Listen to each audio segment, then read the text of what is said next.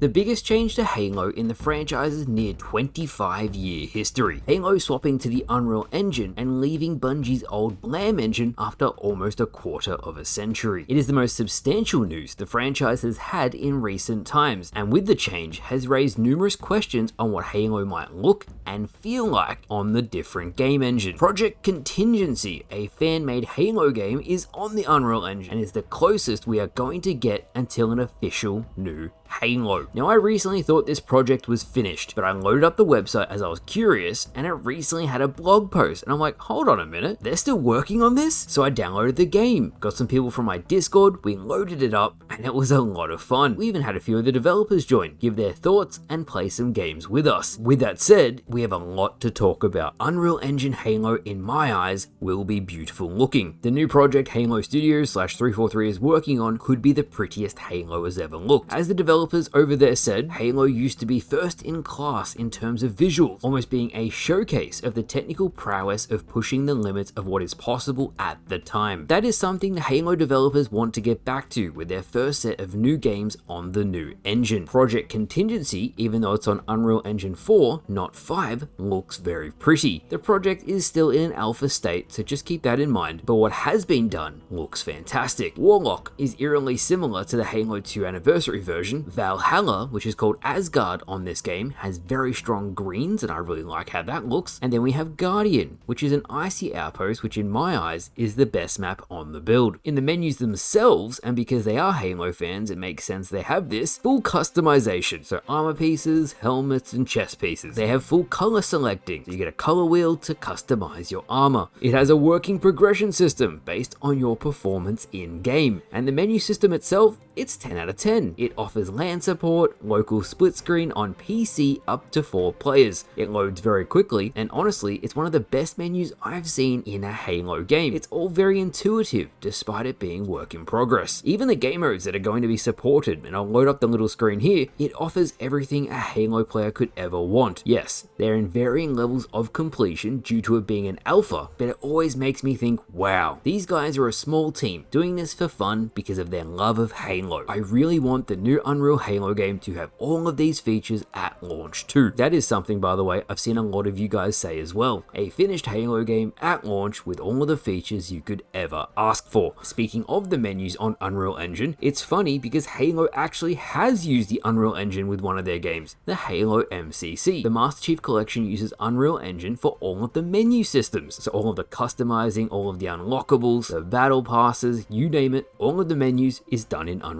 Engine. Once you load into a game, it will load the Halo Blam engine specifically for the game that is selected. Halo MCC is a technical feat that should never be underestimated. It truly is unreal. Next up, we have weapons, and I really wanted to talk about this. I'll cycle through each weapon while I talk about them, but this game covers all the base weaponry you could expect from a Halo title. Project Contingency has a Spartan laser, the big beam of death that I wish Halo Infinite had for big team heavies. It has a sniper rifle, and this game actually features both the UNSC sniper rifle and the Covenant beam rifle. I love the aesthetic of both, and from my time playing today, I love how they both worked. Next, we have the iconic energy sword, and what I love is that when you jump with the energy sword, it'll actually change how you're holding the sword, almost in anticipation of you ripping a player's face off. Very cool. No introduction for the gun on screen now, it is the Needler. I love the Blamite needles on this gun. No, it isn't finished as the rest of the gun's textures aren't done, but look at how the projectiles look. They are glowing with power. Keeping with Covenant weapons, we have the plasma rifle and the plasma pistol. Both of these guns are back in all of their glory, designed to strip shields fast so you can beat down or quickly headshot an enemy. Moving on from that, and it might be my favorite gun on this game, and more than that, it might be my favorite version of this gun in the Halo franchise's history, we have the shotgun. This model is beautiful. I like it more than anything from Infinite, Halo 5, or even Halo 4. It is very close even to the Bungie games in terms of aesthetic. Keeping with the UNSC trend, we have the Spanker rocket, exactly as you'd expect, but I do think this model could use some work. With those guns out of the way, we have loadout weapons. The SMG, fast firing, large mag, close quarters weapon. The assault rifle, medium to long range, that is actually viable at long ranges. So any fans of the assault rifle, you would love this version of the gun. And finally, the iconic battle rifle, exactly as you'd expect, but it's very fun to use. In all of the gameplay you're watching, by the way, I'll be on keyboard and mouse, as in this early build of the game, controller functionality isn't fully completed. limited, to be expected with an alpha. The final two weapons, and these are important, are the fuel rod gun and the gravity hammer. I've left these two for last as they both have unique physics that make them iconic Halo guns. First is the fuel rod gun. Its projectiles typically bounce off the floor. Halo Infinite's version of the gun doesn't, this game's does. And it's the best bounce I've seen from any Halo game. Better than Halo 2, better than Halo 3, better than Halo Reach. It allows you to truly bank the fuel rod around walls, and more than that, it goes off many walls, opening up some crazy gameplay potential. It fits right in with Halo, honestly. The gravity hammer, on the other hand, is fantastic. It's lethal, but more importantly, it has those Halo physics that everyone loves. You get killed by a hammer, your body goes to the moon, but also it reacts to you swinging, and you can launch objects as well. Physics are so important to Halo. It's one of the major concerns that players have about the Unreal Engine being the new engine of Halo. Yes, I've said that Halo's physics engine, Havoc, can be implemented as an add-on into Unreal, but people were still worried it wouldn't be the iconic Halo we all know and love. Seeing Project Contingency nail the feel of the physics, the jump height, and it comes very close to the original Halo, despite being fan-made, gives me more hope. That's the key thing I think most people want to see.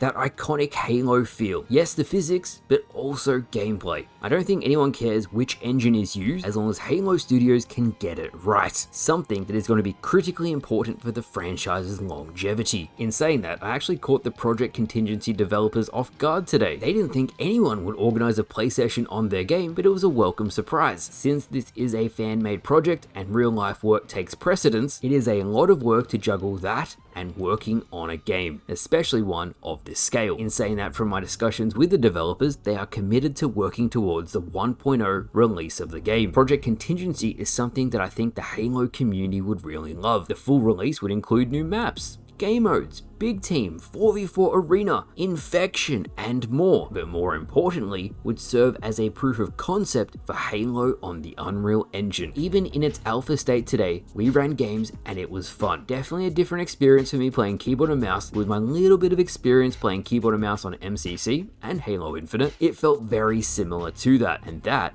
is a very good sign. It's going to be very interesting to see if Halo Studios shows anything at this year's showcase in June. It's only weeks away at this point, and potentially the studio will be unveiling the first of their Unreal Halo projects. The Unreal Engine will allow for developers to come aboard quickly and begin work immediately, something that the studio struggled with for years due to the difficulties of the old Halo engine. In saying that, it goes to show that with the proper expertise, experience, and passion, a beautiful, well-crafted Halo game that meets the fans' expectations is possible in the Unreal Engine, and that is why I made today's video. I'll link all of the Project Contingency information in the description if you'd like to check the project out for yourself. They did post a blog post this month and are making progress on the game, so definitely show them your support. Let me know what you guys think of Halo on the Unreal Engine. What are your thoughts? What are your concerns? Let me know. With that said, thank you all for watching. I hope you all enjoyed, and I'll see you guys later.